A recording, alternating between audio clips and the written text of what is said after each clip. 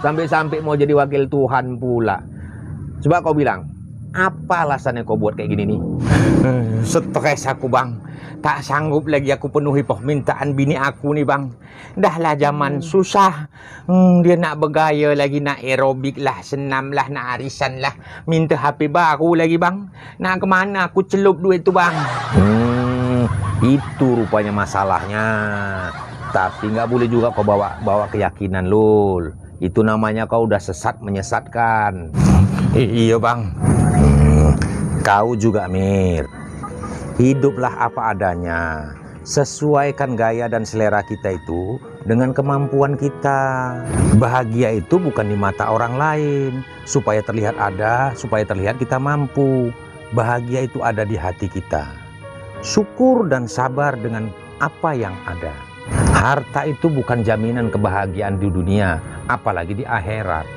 Harta itu cuma untuk kesenangan, bukan untuk kebahagiaan. Kalau kebahagiaan itu Allah letakkan di harta, maka di dunia ini yang bisa bahagia itu cuma orang kaya lul. Kalau Allah letakkan kebahagiaan itu di rumah mewah dan mobil mewah, maka yang bisa bahagia itu cuma pejabat dan pengusaha. Allah letakkan kebahagiaan itu di hati. Di hati orang-orang yang dipenuhi dengan rasa syukur dan sabar terhadap setiap ketetapannya.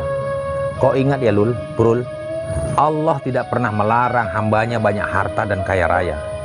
Karena banyak para nabinya Allah juga kaya dan seorang raja. Tapi kekayaan dan tahta mereka justru membuat mereka lebih dekat dan taat kepada Allah. Guruku Buya Tarmiji pernah mengajarkan, dengan harta kita bisa membangun rumah sakit, tapi tidak akan pernah bisa membeli kesehatan.